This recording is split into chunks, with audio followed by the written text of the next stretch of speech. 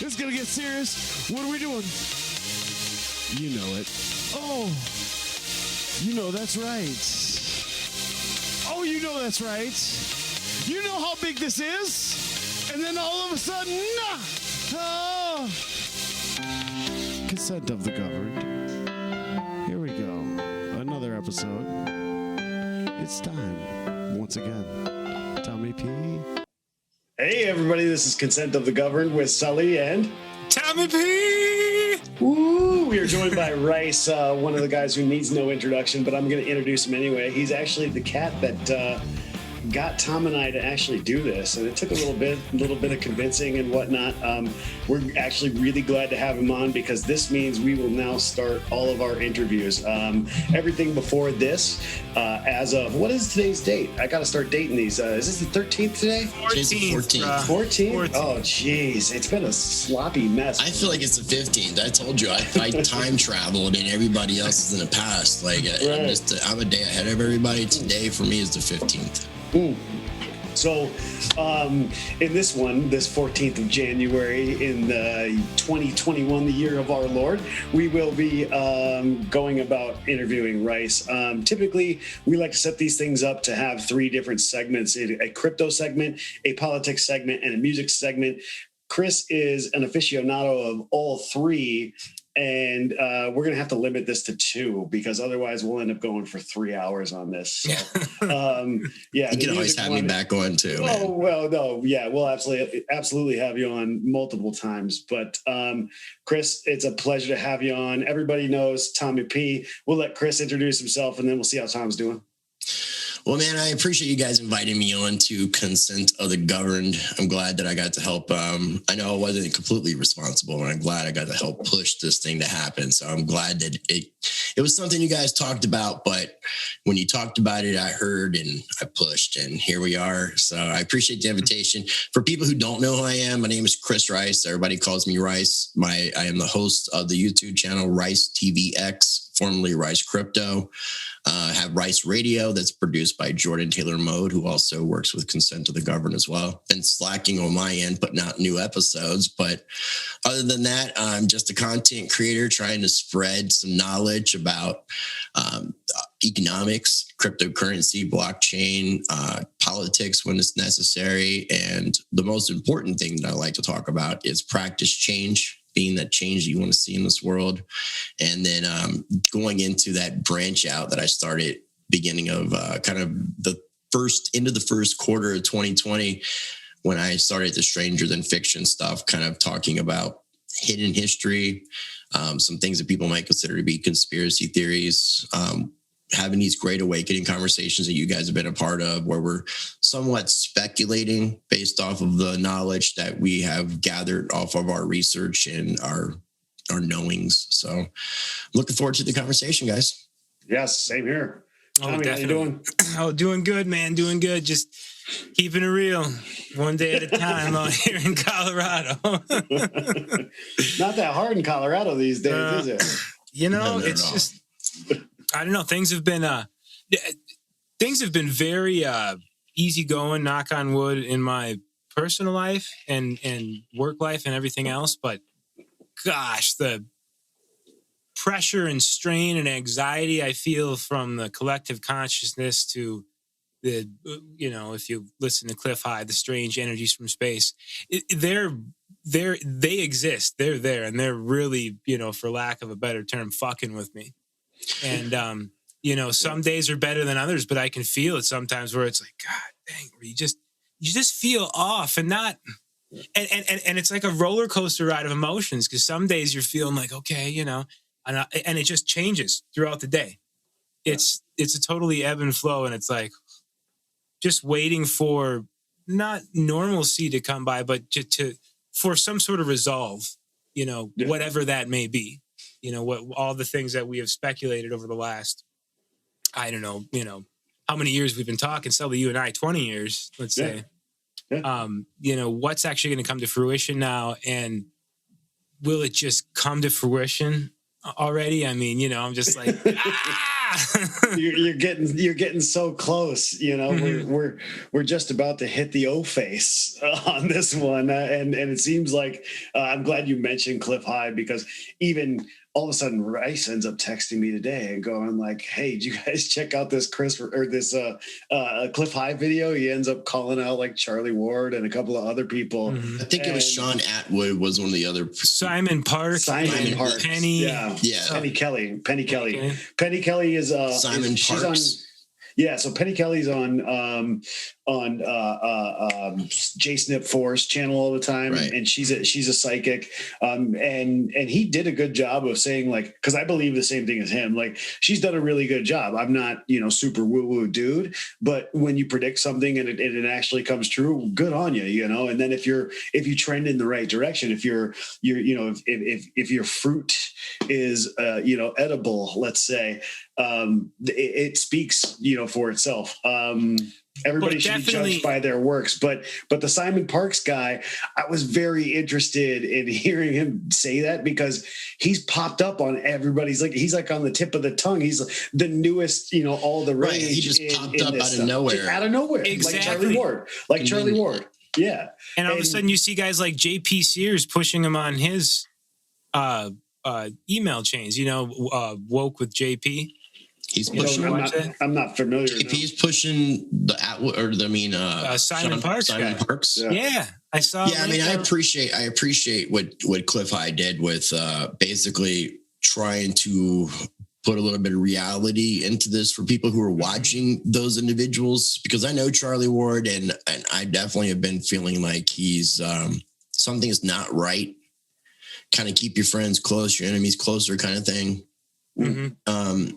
Something wasn't right. And I've been telling people a lot of falseness about him, especially him pushing this Sarah Jacera stuff. So for someone like Cliff High to come out and say something really kind of, I'm hoping is going to make an impact for those that listen. And it was actually getting shared by people who I wouldn't say normally would watch Cliff High. Mm-hmm. Right. So that's kind of a good thing, because he's so analytical. But Cliff kind of, went underground since March, because he got a lot of data regarding, the whole COVID's thing. And he was like flipping out, like, oh my God, this is it, because his data told him, like, holy crap, this is it. Well, he didn't know that it would be just like in the news, and you guys can go look that up. We don't necessarily need to talk about Cliff High on that, but I do want to say that something that was really funny is all of a sudden I was watching, I think it was Saturday or Sunday. I was listening to High Impact Flicks, the channel on YouTube. I'm messaging him right now, ironically. Dude, yeah, you had him on not that long ago, and he's a blunt dude. I really like this guy, and he just started digging this cat. Like he was like, Simon Parks, I don't get it. This guy can just jump on, say some of the same stuff that we do. We're all getting kicked off of this stuff, but this guy is the #1 trending thing that's happening on DTube right now, or happening on anything else. How is this happening? And then he goes and he looks at Charlie Ward and he's like, how the hell? And you obviously know that this is disinformation, or because A, they're not getting kicked off the platform, but also B, Sully, we just had this conversation before we were meeting tonight, and it was, it's one thing to talk about and discuss, what you hear inside of these echo chambers on the internet, especially, where we live, in the fringe area. It's one thing to talk about it, discuss it, and discuss the possibility of it even happening. But it's another to actually come out and say, I have proof, I've seen it, or I've talked to this guy, I've done this. Now you're really fanning the flames, and this is a time where people, especially patriots, constitutionalists, need to hang tight and just let everything happen and play out. And, if you're feeling the fire there, and more and more of these people are showing up, like a bunch of people are going to show up to, state capitals and in possibly DC. Hopefully they don't play into that, because the opposition will hire, an opposition to fight their opposition. So, they already let them be the fools. you know? Yeah, and let them utilize all of their resources. If you're not done texting that dude yet, do me a favor and text him again and say thank you for ratting out Simon Parks, because it wasn't, maybe, I can't tell you. I know that it was 24 hours. It was 24 hours after I listened to that video where all of a sudden, I think it was that night actually even, Simon Parks comes out, and one of the main things that I can never remember the guy's name from High Impact Flicks, but Brian. Okay, so he comes out and he's sitting there saying like, how come this guy's not kicked off of YouTube? And then legitimately, I think it was less than 24 hours, this guy puts a 1 minute 30-second video out there saying, "You'll no longer see me on YouTube." It's not like he got kicked off. He's like, "I'm just not going to post on YouTube anymore." And I was sitting there going like, there are people I think that peruse, the freedom movement to infiltrate and do things. And they, I will use the system. Yeah. I will use the tools of the system against itself and push it into other platforms. Like YouTube is the second largest search engine. It would be retarded for somebody not to utilize this platform to push to other platforms. Now, Brian, I reached out because right before Christmas, I had hit him up saying, "You want to do another video together?" And he was getting ready to do the cross country thing. So I just hit him up asking him how he's been and if he wanted to do something. And he said, "Our world sure is getting interesting. Hope you're prepared."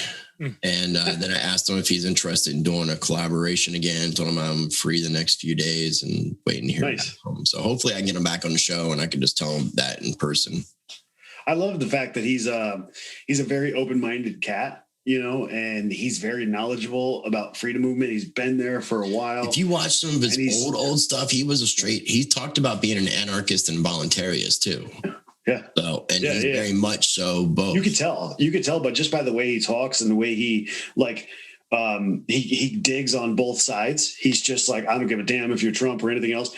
And, I don't think there's enough people that are like him that, really hold the whole Q people feet to the fire, right? So all of us know that, Q is a thing. We just don't know what that thing is, if it's good or bad, if it's a LARP, if it's just a joke, if it's meant to do whatever it is. So we just use it the same way as we would use Cliff High, and read through the Alta reports. It's just a thing, where it's just information out there and it's up for our interpretation. I know that when Chris and I originally started talking about all of this stuff, when the COVID stuff started breaking out, he'd call me every day. "You got any more news? You got any more news?" And I'm like that with we made a pact to make sure that just with all the crazy stuff going on and stuff that we were looking into and all that kind of stuff too. Speaking of the Cliff High, the last thing I want to tell you guys about Cliff High that I meant to say was I only have 2 of the Alta reports, but I had the last one. So I'll send you guys in an email copies of those reports because those are the ones that apparently were off on the timeline and are more. So I'll send those both to you after we're done with this tonight. I think Tommy's an aficionado. I think he's got quite a few of them over there. I've got a few. I can't remember what they go to. Mine's like March and June or July of 2018. I got it. Oh yeah, those are good ones. I remember. And I think June or July was the last one.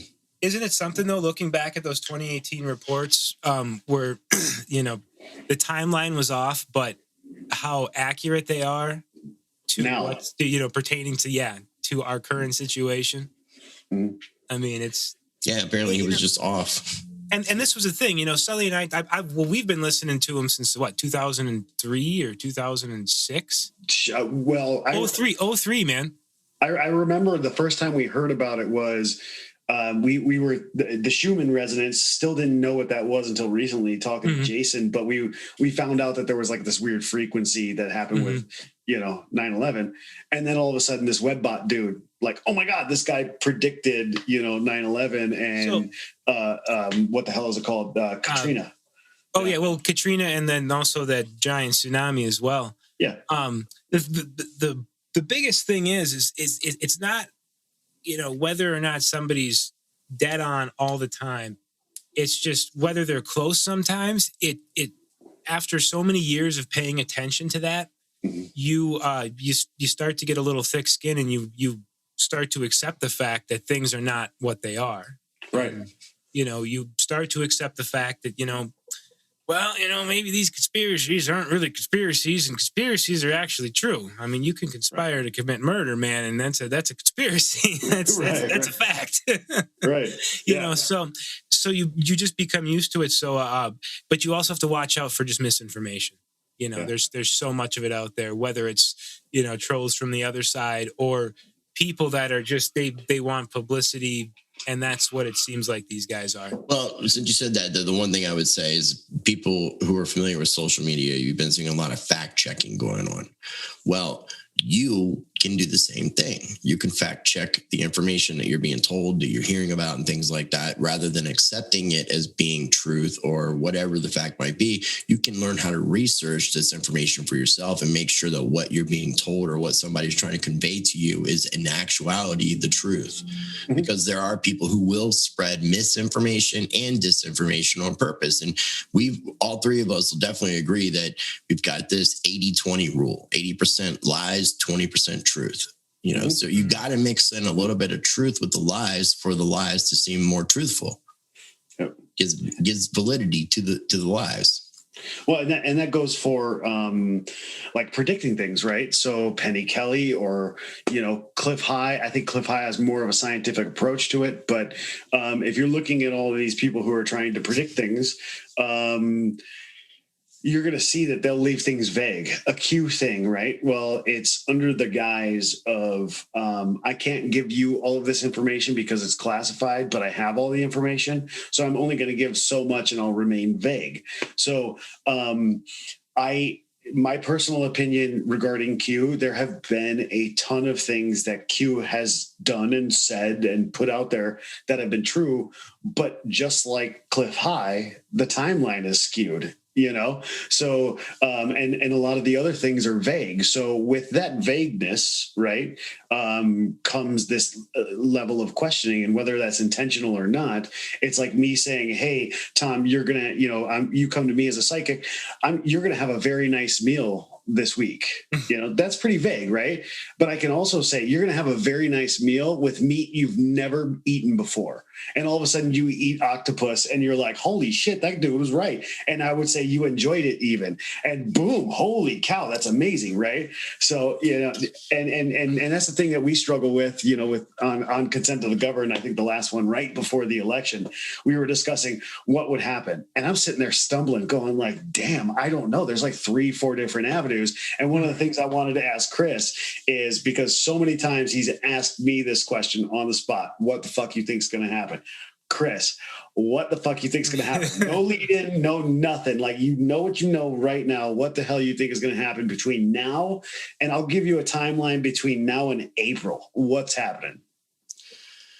I mean, honestly, man, this is I don't know. I mean, this is one of those things that it's like, is Donald Trump trying to restore the republic? Has he restored the republic? Is he going to be charging individuals with sedition and treason? And are we going to see a new government? Or is what he's saying in speeches, which could be double talk, but talking about basically it's a time of healing for the nation. We've got a new administration coming in and we need to let that happen peacefully. So is he double speaking? Is he giving some kind of code language net? Or is he actually saying like, this is the end, my beautiful friend. Here we are. I don't know. I really don't. I told you, I'm not for or against Donald Trump. I'm very anti-Biden and Kamala Harris and that administration. And I definitely would be supportive of Trump if he's trying, in fact, or has in fact restored the republic and or forming a new country based off of those values that our founding fathers and framers wanted and created, that was corporately taken over. So I mean, it's really hard to say, man. It is. Now, if the latter part is to take place, then I have mentioned that the original inaugurations were March the 4th. So we could see a March the 4th or sometime in March as another inauguration date. Since you're mentioning it, I want to shout out Smart Trekkin', who's been on some I used to do a show with, him, and you guys did some content together. Yeah, Trek's coming on soon. He's National Guard, and he's in DC right now. And I was asking him a few questions, and I'm asking him, like, he said that they were just that basically everyone was activated full time, and they're there to support the Capitol Police. And I asked if it was just a support or if there's any other orders. He says, as far as I know, we're just supporting them. If someone says different, maybe they're under a different guidance from their brigade, but I believe all National Guard and Air Guard are under the same mission, just support Capitol Police with presence. And I told him to keep me updated. And I told him, I said, I love you, brother. He says, same to you. Be careful out there. Not everyone has the same agenda as you. And I told him I'm being careful and asked him if he'd be available to do any recording. But that's where we're at. We've got a ton of military occupying Washington, D.C. I had a chance to go out to Washington, D.C. on the 6th of January as an unbiased, no one connected to any political agenda, going there to be a patriot. And I was overwhelmed by the amount of people that were there to show how much they cared about our country and how patriotic they were. I was at Trump's rally when he was speaking, and when he was done and encouraging people to march to the Capitol Hill, to the Senate building, we did so peacefully with no intention to be violent. And then you're seeing all this other stuff going on. You're seeing a controlled narrative happen. You're seeing freedom of speech completely under attack. You're seeing social media companies and apps being taken down, being coerced out, or to play game and like everybody else. And even Donald Trump has said this. So it looks as if there's something going on that you're trying to prevent from happening. But again, it's just not any really solid evidence. I would just make sure that people are prepared for a lot of different things, and civil unrest would be one of them for sure. Whether or not it's people in your neighborhood or whether it's planned attacks, controlled opposition, just be prepared and try to be compassionate, try to treat people how you want to be treated, and be there for one another, because that's what we're going to need most of all is community. Absolutely. I just wanted to touch base on the numbers real quick with the military. I heard 21 to 26,000. That's about what I was hearing. I mean, I didn't really think I could go wrong with just saying a lot. Yeah, because at first it was like 10,000, then it was 15,000. All of a sudden, the latest I heard was 21 to 26,000. So he can't do any type of recordings while it actually get him in a lot of trouble, right? Because he can't speak on behalf of the military. So, but we have good guys. Just so people know that we have good guys, we have bad guys, and everything. So you do have some real patriotic people that are involved in the military and your law enforcement that care about people. I'm seeing a lot of letters coming out from sheriffs that are talking about seeing the actual agenda of what's going on based off the evidence and looking at our Constitution being broken up and our rights being taken away and these sheriffs not being cool with it.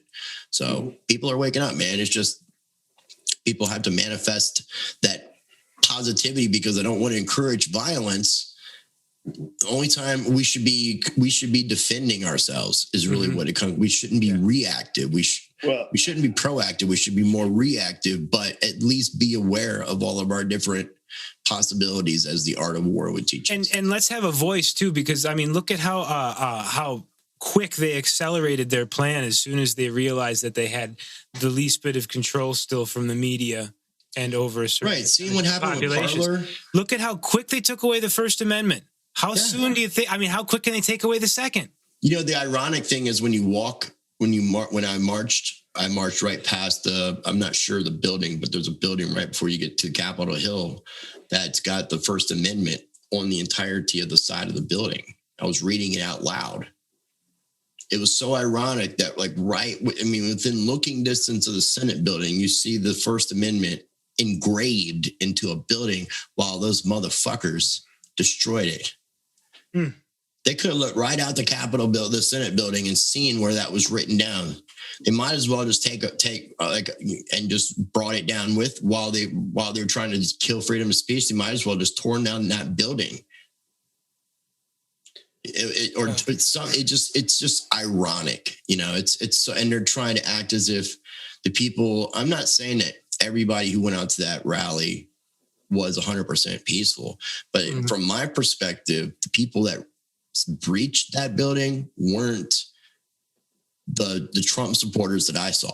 Well, and it's crazy too to see I've got friends that are, they're smart people. They really are, but they're so glued to their, choice in media, which just so happens to be, biased liberal media, that, they look at this, like even the death of the First Amendment as something good. They're like, well, this is a good thing because, orange man bad. And those guys over in Parlor were extreme, rights. I'm like, dude, we hang out and like have drinks and eat dinner together. Like this is not good, because what happens when they come after you? Like, nobody thinks about that. What happens when the shoe is on the other foot and they come after you? Okay. Real quick question. Hold on. Real quick question. I sent you a link, Rice, last night, and it had something to do with the bankruptcy. I should have been more prepared. I'm sorry. No, you're cool. The episode. Before we get into I sent you the link. I can't find the link anymore. It's not. I'm on whitehouse.gov. I was just perusing. I'll try to click on it, but I had something. Go ahead. Pulled up based off that Tommy said, and it's a quote that we need to remember.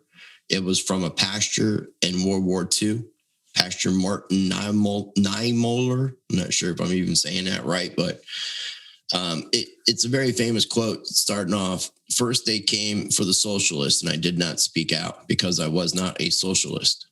Then they came for the trade unionists, and I did not speak out because I was not a trade unionist. Then they came for the Jews, and I did not speak out because I was not a Jew. And then they came for me, and there was no one left to speak for me. Yeah. So it's just, that's where we're at right now. And that's one of the things that was mentioned during, Napoleonic Wars and all that stuff. And then revolution in France was, one of the biggest things said in the revolution right before the gallows dropped, or the guillotine dropped and took a head off, was, I'm on your side. And the funny thing is that in America, they may say that in France. In America, we say, hold my beer, watch this. You sent it in the group chat. You sent it. It should be between you and me, and Tom. That's a group chat, and I'm looking at it, and I just clicked on the link, and it works. Okay, because I can't. Does it go to the? It should go straight to the bankruptcy. It just goes to a briefing statement from the White House. It just says bill announcement. Law and Justice issued on January 12th, 2021. On Tuesday, January 12th, 2021, the president signed into law S4996, the Bankruptcy Administration Improvement Act of 2020, which establishes a Chapter 7 trustee fund to make additional payments to bankruptcy trustees and extends certain temporary bankruptcy judgments. What I want to say about that, though, is the president passed in a law with an executive order. That is a definition of corporation. So if Donald Trump has restored the republic, he's still acting as if we're a corporation. So I'm confused by that. So I'm learning. I know. I actually wanted to. I don't know if you guys want to do it on this one. I can send you the video later if you're interested in it. But it's about 3 minutes from a constitutional scholar, and this was actually, I think it was recorded in 2016 or 2018. Little old lady that's all she's done is this, and it's kind of hard to follow. But in 3 minutes, she legit sets up everything we've gone through, including 3 different constitutions that we're under. And way back then, we were talking about predictions before, way back then, she says, here's the only time we will know that we don't have to follow this constitution, which is the garbage socialist constitution that they're trying to get put through. And she says, when you have a border wall, which is why Trump was in Austin, Texas, in the Alamo, when you have that done and then you have NAFTA completely dissolved, you'll know that you've basically you're not going to have anything to do with this other constitution. So I know that there's 3. There was a lady. Her name is Barbara Booster. I'll try to get. I'll get you a link to it. She did do a video. I thought for some. I have it pulled up. I have it pulled up. If you want to share a screen, we can do it now. But you should be able to share. I believe her name was Punky Brewster. I believe you could share the screen. You should be able to share. Thanks for the levity. Make sure you share computer sound when you do that. Sharing sound. Okay, here we go. Can you guys see that? You haven't shared it yet. I can't see shit. I ain't seen shit. We ain't found shit. Oh my God. It's telling me to please install Zoom audio device. Really? No, hold on. It wants me to input a password. Because I can easily just pull it up. Because you're that guy that uses Mac, right? So Tori, I was wondering. So I was assuming Tori interviewed the lady, but it's something that she used from a 4-year-old video. Because I had the original link for the 3 minutes. Because it's 3 minutes and 32 seconds. Yeah, and the video it's on Constitution. It's on Constitutional Matters YouTube channel, which has. So I pulled it up on hers. Subscribers.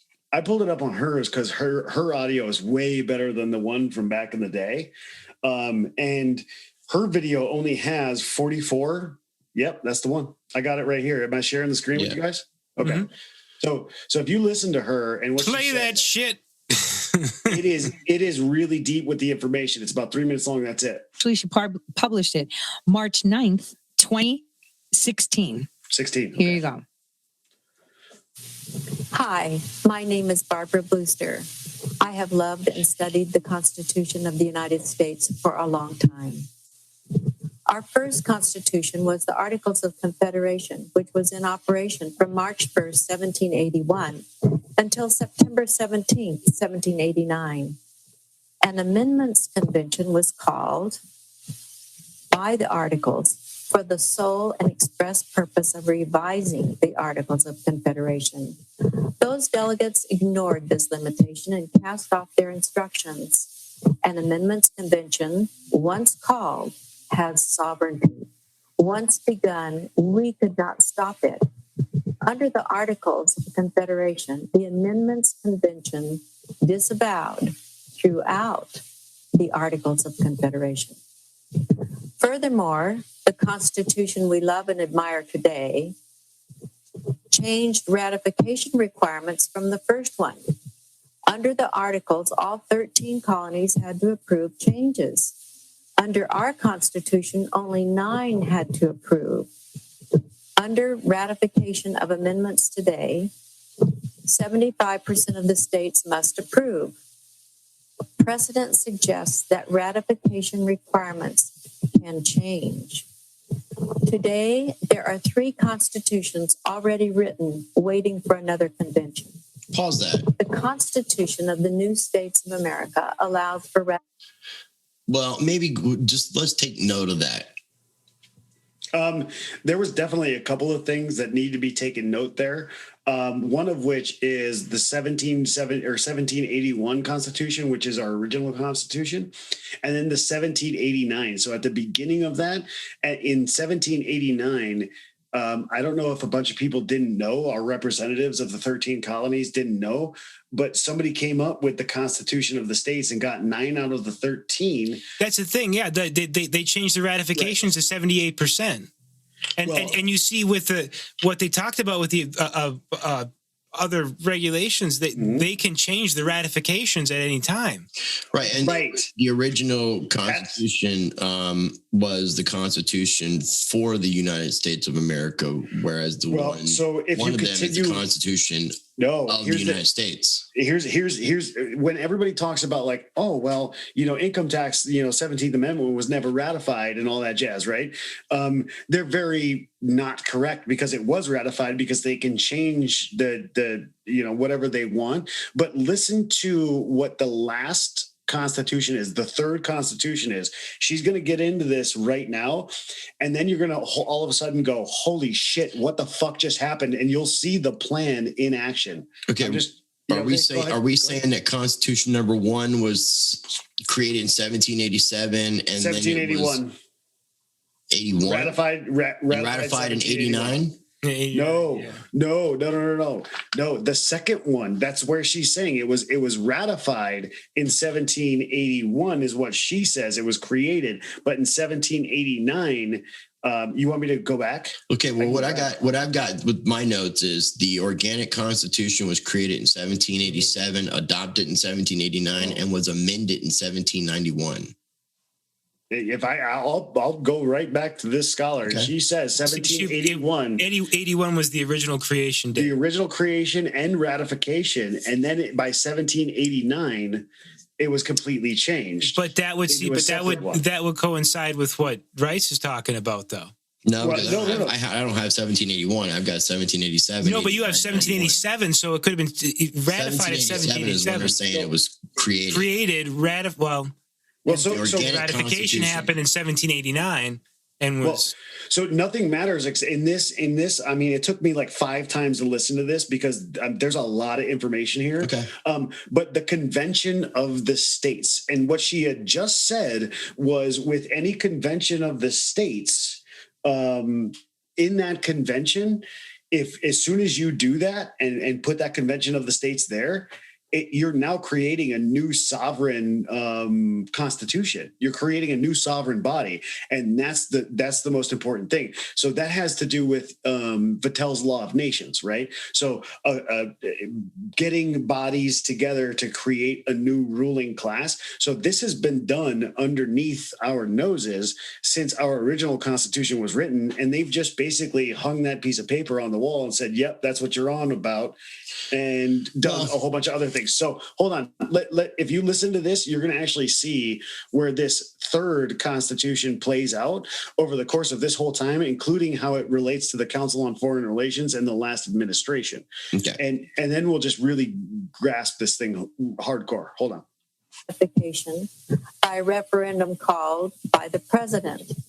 The states are dissolved and replaced by regional governments answerable to the new national government.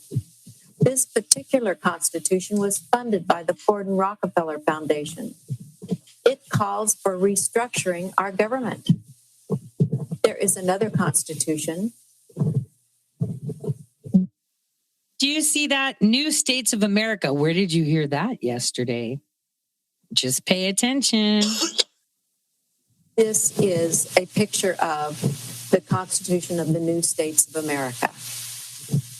It is much longer than the Constitution we have today.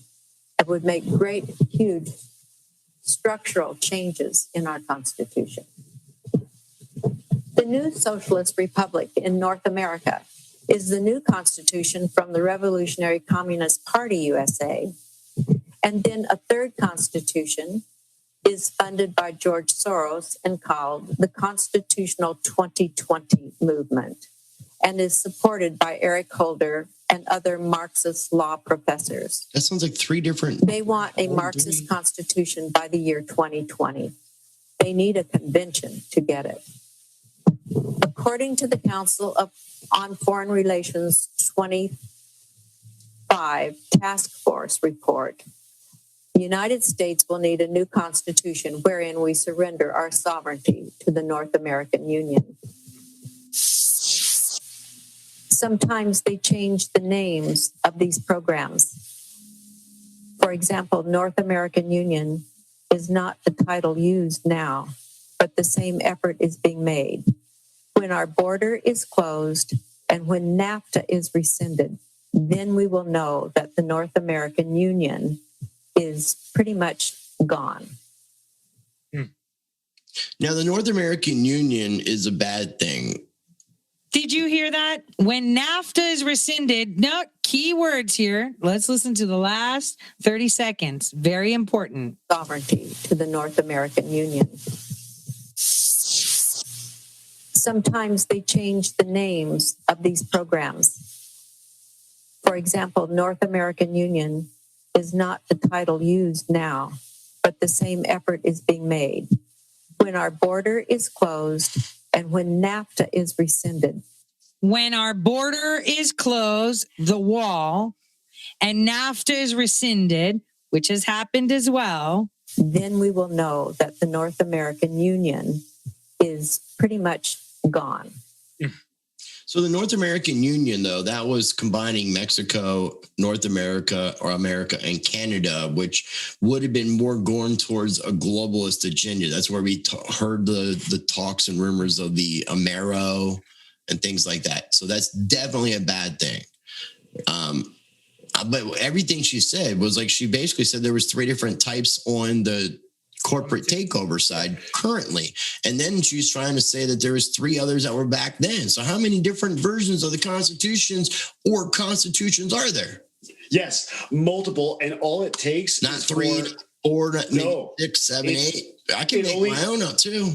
It's exactly. So it only takes a president to call the convention, and then for a certain amount of states, and from what I know, undisclosed, it's supposed to be 75%. It's supposed to be 9 out of 13 or 75%. So what I would like to talk about on a separate episode. Yeah. On a separate episode, I want to talk about America States Assembly and then this other thing called Convention of States. Because there's another thing going on right now where people are calling for state conventions. And that's been going on for a while. What do we need? Like 37? Is that and they're building it up. So, I mean, there's both. So, I mean, this is going back to the Convention of States even did a mock run to pretend like they were doing one because no one's ever experienced them before. No one's alive that's ever done any of these kind of things. So, it's people that are very patriotic, and these are movements that need to be researched to make sure that it's not misinformation or disinformation. Right. And I'll tell you this, I mean, obviously a little scholar like her, I mean, this in the same vein as Simon Parks can wear his little sweater and speak in his English accent, we can look at this little old lady and go, oh, she loves the Constitution so much. But I will say that NAFTA's gone. The border wall is there. If there's anything that got rid of a union, right, it would be a physical structure like a wall, or getting NAFTA the hell out of there. And the breakup between Mexico and the United States with all the talk of paying for the wall and how all that played out. I mean, and now what's going on with Canada and the United States with all the talk of Chinese soldiers and stuff like that, it doesn't seem like as much of a union going on. Right. So we had the MCA, right? Basically a new deal other than NAFTA, which was taken out. NAFTA was created by Bill Clinton and all that jazz, right? So it seems to me literally all that jazz with that saxophone playing and everything. There's your music reference. Thinking about tomorrow. God. That sounded like a Scott Stapp Creed impression. I think every shitty vocalist. That's just what my brain feels right now. It feels like a shitty Scott Stapp impression. I know he probably got way off track of like where he wanted to go. No, it's okay. Trying to reel us back. No. I was going to say the only reason why I wanted to play that is because I was talking to Tom earlier, and I've talked to you a bunch, Rice, and I've always questioned Trump, always. And I question a lot of people. I question authority. But I will say that the actions of people over what they say are the most important. We've all dealt with the politicians from long back when, and all we do is get promises and nothing happens, right? Or they say something and they do the opposite. So if you're not looking into the policies, obviously the Patriot Act wasn't very patriotic. You can see that they just lie through their freaking teeth. And I will say that this is the one time, and a couple of times through the Trump administration, other ones weren't as important. This one, in my opinion, is ridiculously important. And I didn't understand how it pertained to other constitutions that were apparently drafted and ready to go, and all they needed was a convention of the states, and that could have been 1 or 2 states. It could have been 3 or 4. All they needed was to have a different president in office, and they could have said, okay, we need a convention of the states making up 3 states, and they'd have got New York, California, and whatever state they wanted. Pick one of the other 48, right? And we're screwed. We're now in a completely restructure our government. So that's how easy it is to restructure our government. If it's that easy, it's not very constitutional, right? Constitution means constitution. If we've had a corporate takeover too, though, how much of that stuff is even in effect? I'm saying that I've learned that there's more than just the corporate takeover of 1871. there's also like before the ink was dry on the damn document, we were already being, insurrected, right? And now we're having debates in Congress about insurrection. Right. If you were like a monarch, would you want there to be a continent of free people who were sovereign and self-governing that didn't have any sovereignty over any one other individual? If you could take their resources, yeah. Right. Well, but would you want that seed to spread to other nations? Because eventually someone's going to catch on like, oh, these cats are free over here. Right. We cannot have that. Well, this is the thing, man. They didn't just give this back to us. They were just like, okay, you guys, you're good. Okay, the Revolutionary War. Have fun with your new country there, guys. We were in debt. Good luck to you. In debt to France right after the Revolutionary War. That got bought up by the city of London, Crown Incorporated. Some accountant with a basically a knack for math and corruption looked at the situation and said, "Oh, dude, guys. Yeah, I totally agree with them. Okay, even though we can really kick their ass, just agree with them. I have a plan. I got this together." Yeah. And they said, "All right, this is how we are going to remain in control and get out of debt and still be top dog. You're just going to have to wait 12 years. Just wait 12 years. It may take 20. It doesn't. Trust the plan. Trust the plan. We've been thinking about this for a long time. Trust Washington's plan." Yeah. And this is, I would say quick on that note, this is why I'm so worried about any sort of internal conflict right now, or even because that's what they want. Everybody's fighting amongst each other and they're just back there, like, woo, pissing on grandma. So Rice. I don't know how you'd piss on grandma, but piss on grandma. Doing it. No, but Rice, one of the things I was going to say is because we can look at that situation and say, oh my God, it was so easy for them to just ratify new constitutions and give us, all the taxes and everything else that we've had to deal with, right? Doesn't that make it that easy for Trump to do whatever the hell he wanted to do? And all of a sudden, if that was the case in the last 4 years, was he creating a sandbox government, a government outside of the other government, and just running various things outside that, and then getting ready to just boost that and put that in? But if that hasn't gone public and it's been enacting the way that you're saying, that would be by definition a shadow government. Oh, yeah, absolutely. So but what if there are like 4 or 5 different shadow governments? I wouldn't call it a shadow government at this point. It's more a military operation because that's really the only way it. If that's what's going down, if that's what's going down, we don't know. This is as speculative as a Bitcoin market in 2017. That's pretty speculative. Oh hell! I tell you, BitConnect, it's going to be the next best thing. BitConnect, go buy it. But that's really the way I feel right now with all the shit going on and all the misinformation, all of it, and possible information for optics. It's just sit back at home, just trust the plan. I really don't know what's going to happen. The only thing I know is there's too much momentum and there's too many people involved. And well, you know what I know? It's kind of like a crypto chart. When there's this much buy pressure, doesn't matter where the price is. If there's this much pressure and then there was this much pressure before, it's going to go up. And that's where people's attitudes are right now, where there's so much momentum where it's like, this is not going to go away.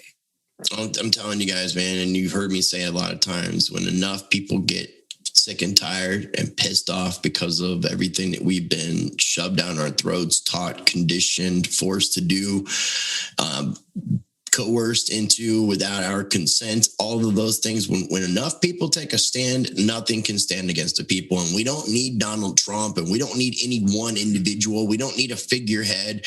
All we need is what we have, and that is each other. And we just got to get rid of that division, man. Like, I'm trying as much as I can when I'm seeing people to connect with as many people as I can. We just needed a kick in the pants, man, to really start getting this together, and the movement is there.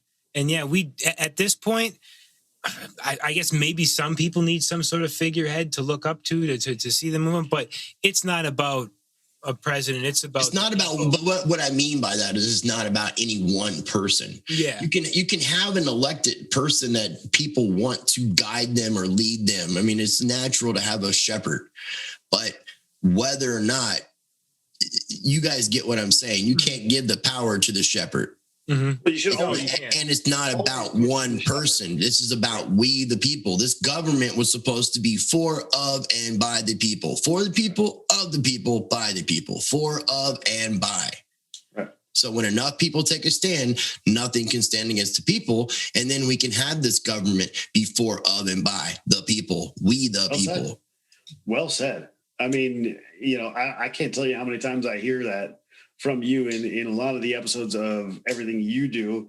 And I listen to it and I'm always like, yep, he said it again. And then, you know, every repetition, so often, man, it kicks in.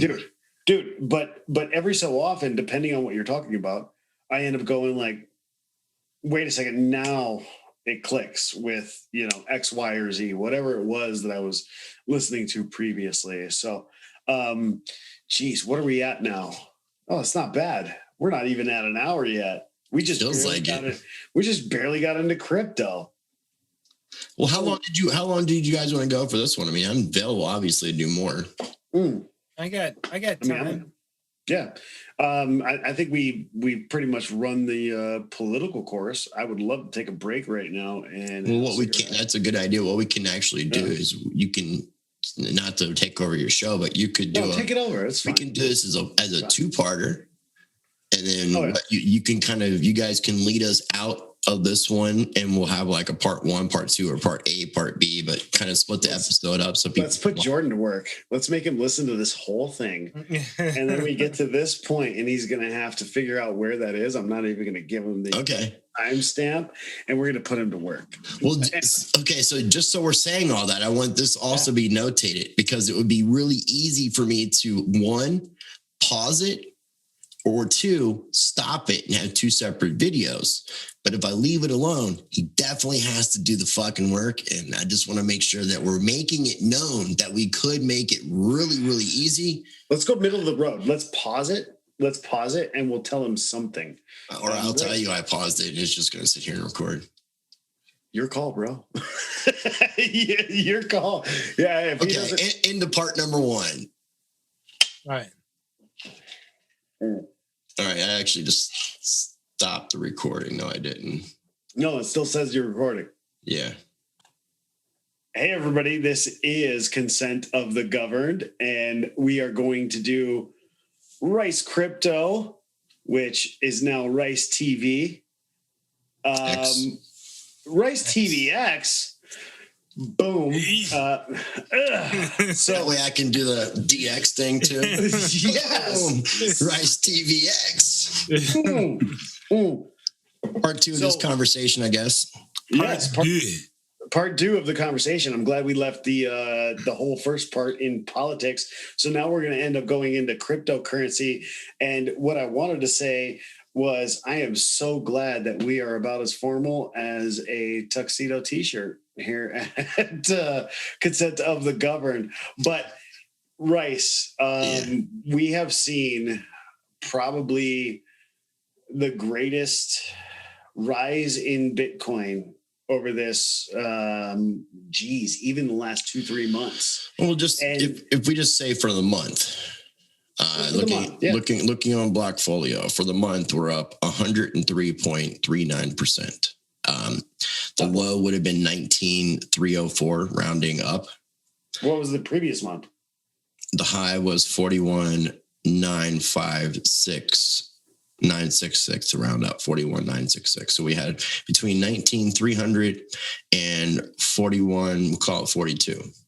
So between 19,300 and 42K, 103.39. Yeah, in the last month. Yeah, and what we've seen is Christmas Day seemed to be the catapult. We hit 25K on the 25th, and then just kept kind of going up. We saw a little bit of a retracement after hitting 42K-ish and started going back down to the 30, 31K range, which was like I'm thinking like a 20% correction, if you want to call it a correction, or a manipulation. I saw 31 at one point. I didn't think it got to be that high. I mean, if you think of the number from 42 to 30, I'm thinking it's more of like 22-ish. It wasn't quite what we would normally get with like the 40% type correction swings and things like that. So we're seeing less volatility, but there's still volatility, obviously. I mean, 20%, 25% is still pretty volatile, but 40% is a lot more volatile. So when was the last time we were at 10K? Just curious. Back in what, September? I want to for say sure March. I mean, for sure in March, because everything hit. I think March or prior to March, so I think we were sitting at like 4K, weren't we? Yeah, we were at 4 and 6 and 3. So to go on the year, on a year, which would have been, because it's off by a day, it would have been January 15th of 2020.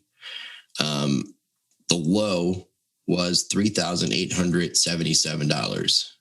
Mm-hmm. So, somebody could have invested $3,900 that would have turned into 42,000. 1,000%. 1,000% in less than a year. So in a year's time, that's a 355.42% increase. And I think CoinGecko's most recent report that they have out for free on their website, which is an aggregator site for cryptocurrency prices. Their most recent report, I believe that Bitcoin is the top gainer overall. Even of all, like when you seen like your chain link pumps and things like that. Dash really went through the moon though. That went like 139% up in the. But Bitcoin has definitely led the charge in this bull market for sure. We haven't even begun like an alt type season, and we. But you know what you're starting to see though. I just wanted to bring up all-time highs. I just wanted to bring up something real quick, which actually Ethereum being at all-time highs is a great thing for the Ethereum community and any other platforms built on top of it. You're starting to see it in the regular market though. Penny stocks are going through the roof, and you're starting to see altcoins are just they're getting really volatile. And what I'm waiting for is the next big shakeup. Not the next Ponzi scheme. The next big SEC regulatory thing. Well, we got to see what's going to happen with XRP and Ripple. That's exactly it. Or secondary exchange liquidity issues. I mean. You're going to see a lot. This market has such a long ways to go, and that's what's kind of so exciting being a part of it.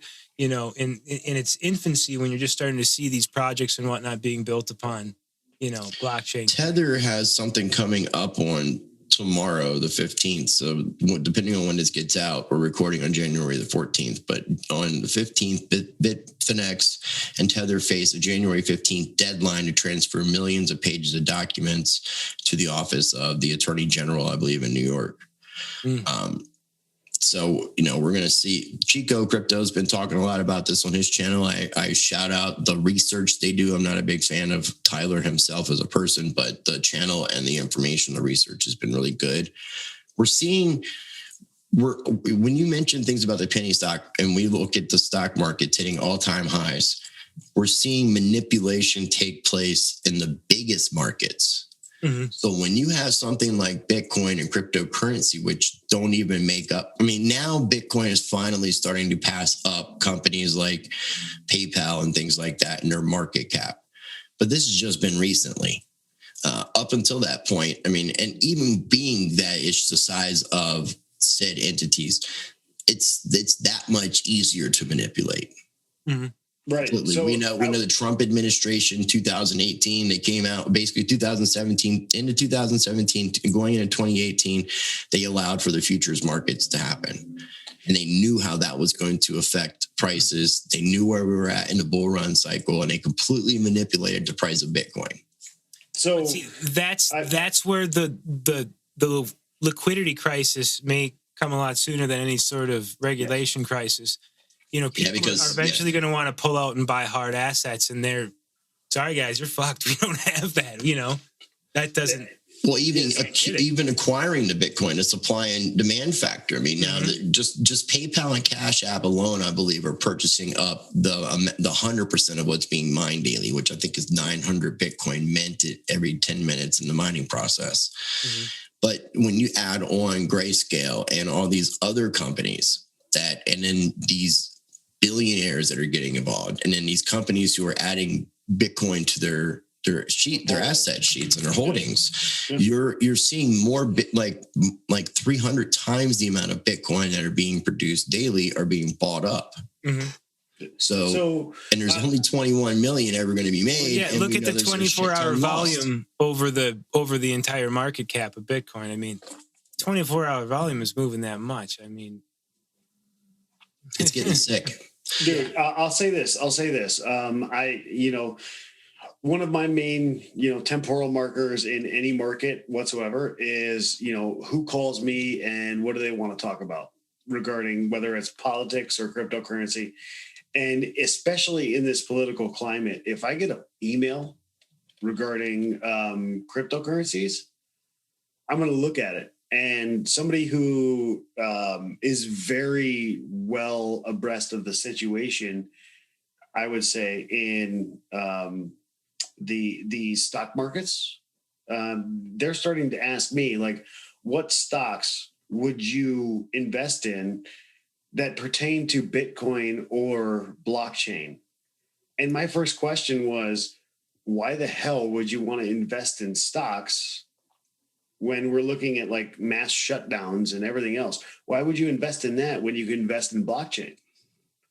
I mean, it's a very interesting, conundrum, right? We have people out there that don't understand an actual securities market. They don't understand the idea of a stock market and the fact that you could have derivatives trading on the stock itself. So you can have a company that's like Tesla, right? Where yes, you bought a stock. But you have 100 shares for Tesla, and that's all that exists. But then you can create all these derivatives of those, and then you can create derivatives of the derivatives. So I've had to explain this, like, hey, you buy a Bitcoin and you hold it, it might as well be like holding gold. And I have that conversation, obviously it's a longer conversation because you have to explain it to them. But they've been involved in the stock market for a really long time. And all of a sudden people have been conditioned to trust the stock market.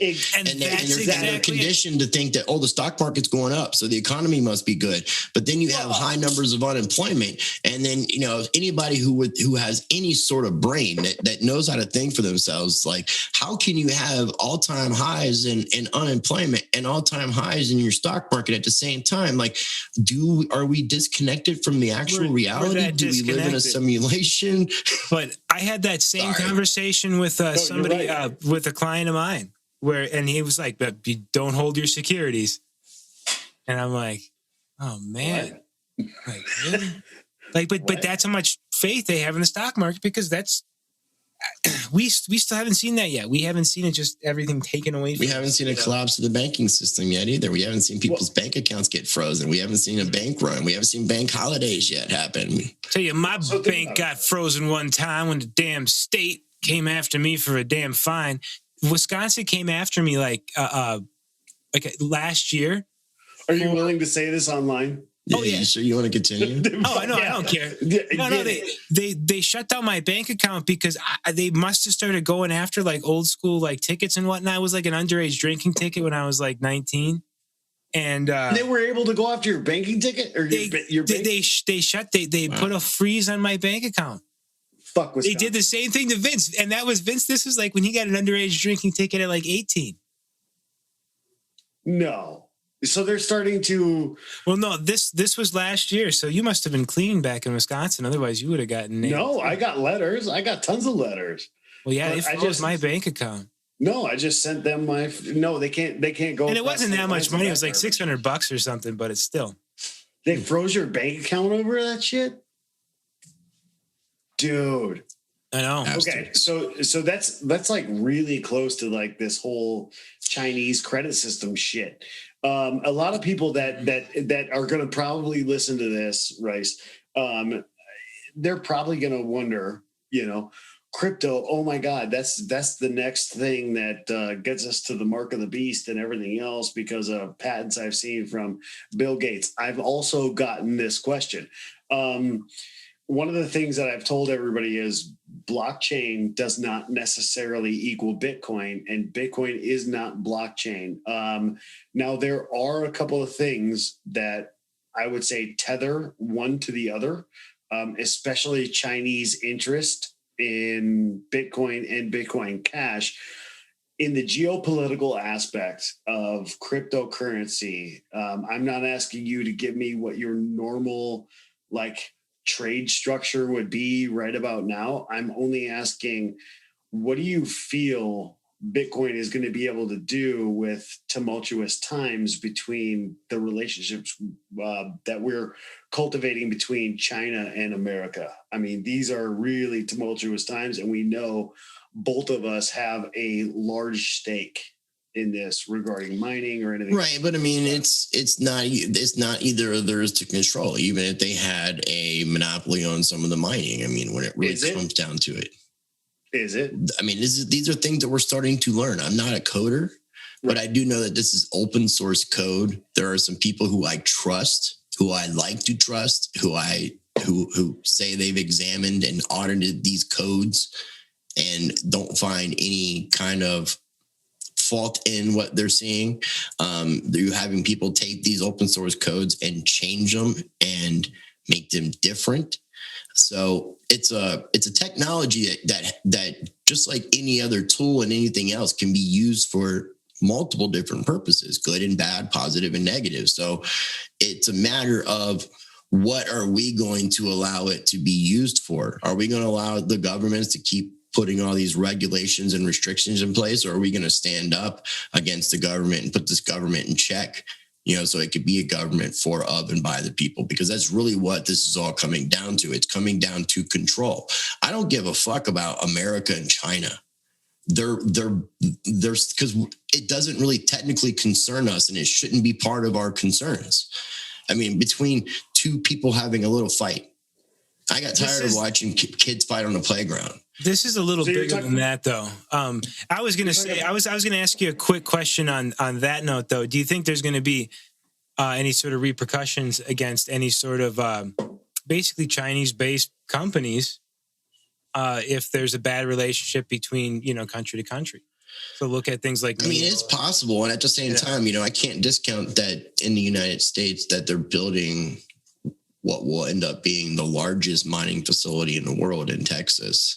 Mm-hmm. Conveniently, you have Tesla's moved to Texas, and the Tesla company is highly involved in energy, and energy is one of the biggest factors of mining.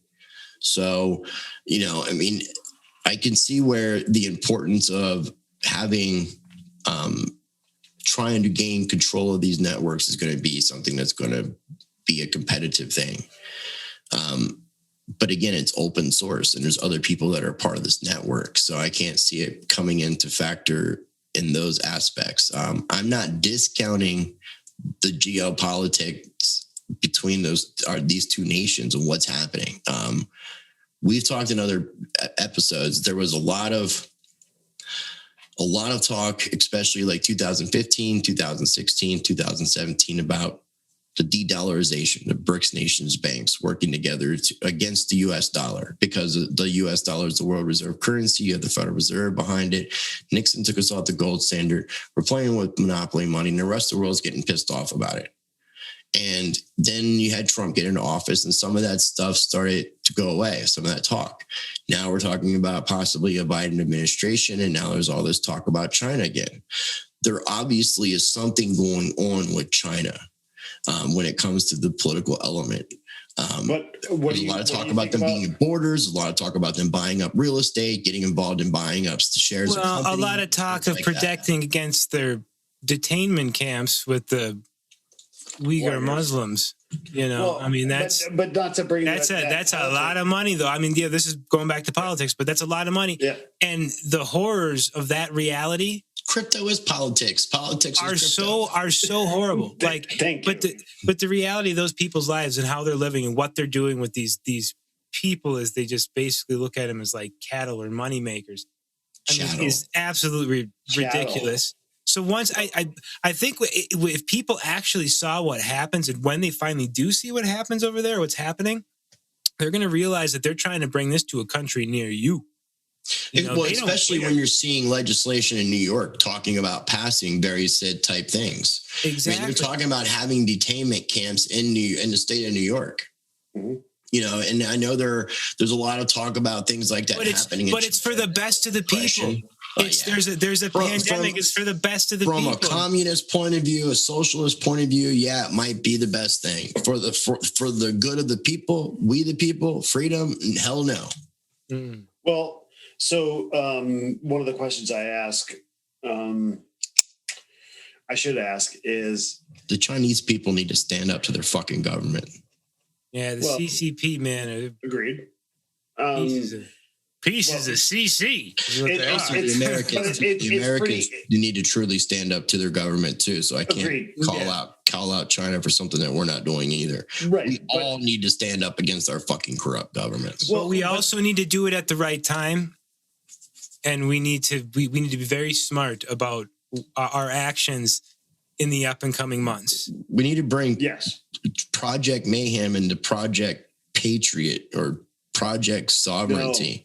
We need projects. Sit back and see what the 90% are doing and figure out what we need to do to get this done, because there's going to be so much chaos, so many bad players out there.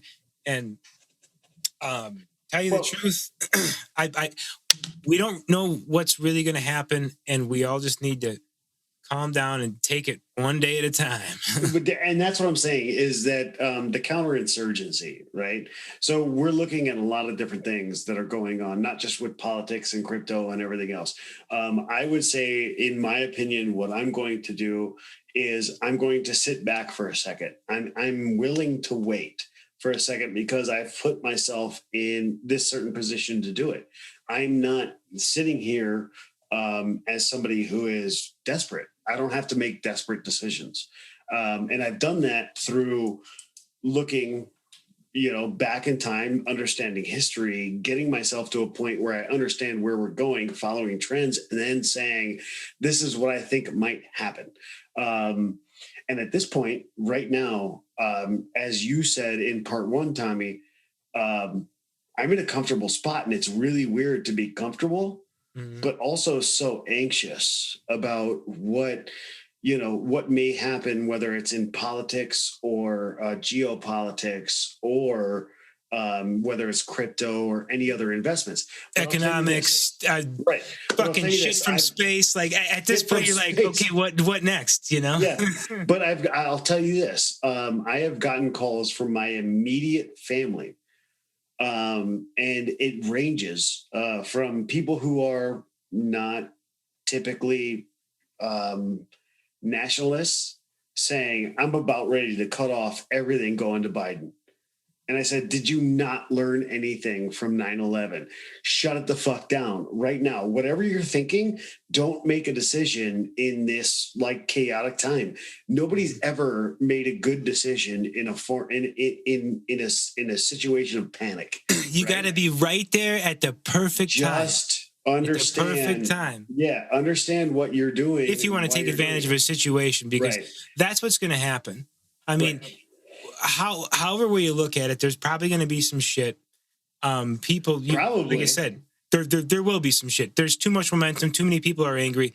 But there is going to be that point in time where that change happens, where we jump over that next threshold to the positive side of, the next 1,000 years.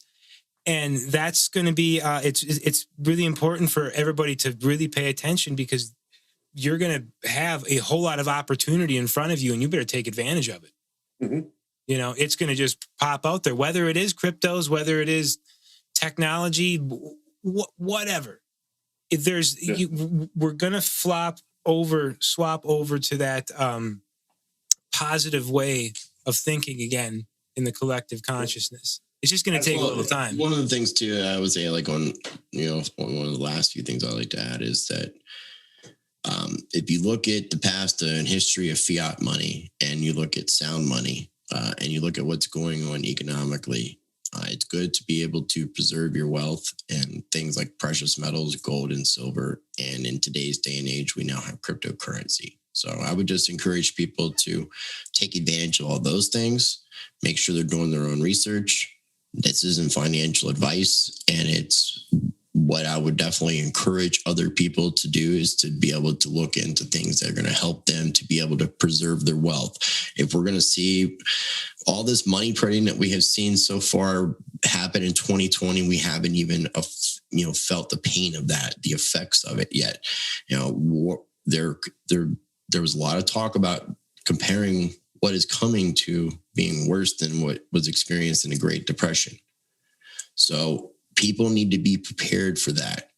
Things like cryptocurrencies, the right cryptocurrencies, things like gold and silver. But never invest more than you're willing to lose. Don't take out loans, and make sure you're doing your research. Fact check what people are saying. Well, speaking of which, is bullshit. You're not going to get a bunch of money. Yes. Quit taking out loans. Mm-hmm. So speaking of which, knowing the different appointments regarding the SEC, you're looking at various different, people that are now going to run things. And I'm not talking the next Biden administration. I'm actually talking about things that Trump did as of 2 months ago. The SEC. Right, because Brian Brooks from Coinbase is now out of the Treasury and no longer the comptroller. There's somebody else that's going to be taking over. Mnuchin's not going to be there. Janet Yellen's going to be there. But now look at who's actually running. No, I'm not talking about Biden's appointees. I'm talking about actual appointees. I'm talking about the newest of appointees to the SEC, and I can't remember who the hell that is.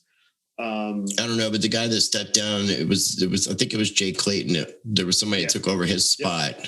Yeah, and then it's the professor for MIT of blockchain. But we're going to need to see how this XRP Ripple situation is handled. Are they going to get through like EOS and a lot of others with a fine, or are they going to really kind of come at Ripple? I thought EOS and Block One was done.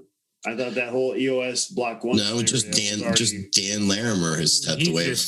Like he does with every single one of his other projects. Yeah, he's not. It's not really surprising. It's just Dan Larimer has stepped away from Block One, but Block One still. They have an office in Washington D.C. Had I known that in advance, I would have probably tried to find it and then, just stop by and be like, "Yo, where's Dan Larimer at?" You got to tell me whether I like you or I need to punch you in the face. He started with BitShares, left BitShares, started with Steam, then started Steam, then left Steam, then did the EOS thing, and now he left Block One. But isn't that the best thing about the space? He can still be involved with EOS. He doesn't have to be involved with Block One. But isn't that the best thing about the space? I mean, we're all doing our own research, right? You know where this one person that may be involved in every single company is and what they're doing. Right. In 2017, when I got into crypto and Tom and I were talking about it, we were like, well, shit, you better know everybody on the team. You better know everything that's happening with that team. And then figure out if there's any, anything that's kind of a little bit. Any indiscrepancies? Just any indiscrepancy. With anybody that's associated with that particular project. Imagine that was just a deal, right? We change the government, get a new government, and we form a government by the people that should be looking out for the people. But shouldn't we do that same thing with government? I mean, we're looking at self-governing, not just currencies, but applications and everything else. And we're looking to see this technology get us and evolve us into that next, constitution, that next evolutionary step in societal governance. Wouldn't you think that when we started this, we used to have the fourth body of government was the free press. We don't have the free press now. And you personally doing your thing, you are part of the free press. You are doing definitely was elements. originally what was originally Not 100% done. of what I do, but there are elements of 100%. There's elements of journalism, and there's elements of just me ranting. So I mean, it's speculation, but there's a little bit of everything. But when I try to make sure people, when I'm unbiased and in that mode, I try to make sure people know that's what I'm doing. Right. And you have a level of integrity, which is lost on a lot. Integrity. Yeah. Fuck. Are you gonna sing us out for this episode? Yeah, I think he should. I think he should. As a matter of fact, speaking of singing us out, we have multiple. My own personal boss at the construction company I work for. Your own personal boss. Personal boss. No, well, he's not my boss, but he's a good friend of mine that likes to say he's the guy that contracted you and pays you. That's the guy. But he will be writing a new intro for Consent of the Governed. He was on our last live stream, and he's like, "Oh, I'll write you anything you want." Hates Trump. Did he like that little shout out that we did? Oh, he loved the shout out, and he's like, "You guys talk a lot of shit." That was his whole thing. He's like, "You guys talk a lot of shit," and I'm like, "Well, did you look up the shit we talk?" And he goes, "No." I said, "Well, that's on you," and that's the thing is, I was just actually talking about DYOR. You know, everybody should do their own research on everything they do. And that's the one thing that this country has been missing for a long time. We've all seem to be able to assign authority to all of our information, no matter if it's our medical or our taxes or our just how we're conditioned, man. That is exactly so unconditioned, the conditioning you've been conditioned with. And I say this to myself as well. Shit. Say that again? Say that? Unconditioned, the conditioning we've been conditioned with. Oh, fuck. You know what? I say this, question authority. Just always question authority. Every time. Makes me want to listen to that Kenny Rogers song. Kenny Rogers said Yeah. question authority. Kenny Rogers. What was his first? What was his first? for a used Kenny Loggins. What was his first band called? Kenny Rogers. Come on, Tom. I don't know. I don't Who know. would know Kenny Rogers? Nobody gives a fuck about Kenny Rogers. Kenny Rogers was like, Hey man, you got to know when to hold them, know when to fold them. It was first edition. Know when to walk away and know when to run. I want to send you guys a link to it, and this is what I want. If Next Jordan, episode. if Jordan is actually, I'm just saying, if Jordan's actually editing this, maybe he can somehow get a musical fade out of the first edition song just dropped in. First edition was Kenny Rogers Band. The song is actually one of my favorite songs. It's called "Just Dropped In to See What Condition My Condition Was In." Yeah, everybody knows that. Yeah, dude. Everybody knows that. So that's song. where the whole unconditioned, the conditioning you've been conditioned with. I got it from Kenny Rogers, just dropped in to see what condition my condition was in. Because I'm trying to uncondition the conditioning I've been conditioned with. Oh, well, no. Now I get it. Now I get it. Now it's all locked down. But you know what the best that it's gotta be The Big Lebowski.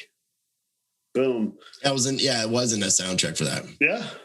Yeah, that's just a great song. And that's it. Hopefully if somebody listens to the song, people will be listening. A lot of people were taking LSD back then. We just got to uncondition ourselves and Truth. Re-educate. De-educate. De-educate, then re-educate. Juvenate. Adjunctionate.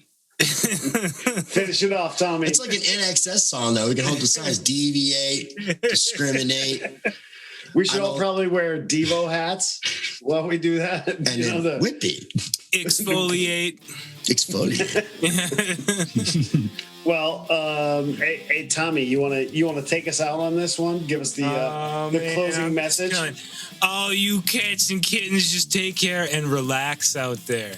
Right now, just relax, take a deep breath, chill. It helps. Yeah, took some reefer too. That helps us. And yeah, dude, Chris, it was a pleasure talking to you again. Always, man. I love it, dude. And always. And if somebody's gotten this far, man, if you're not subscribed to Consent to the Governed, make sure you subscribe. Yeah.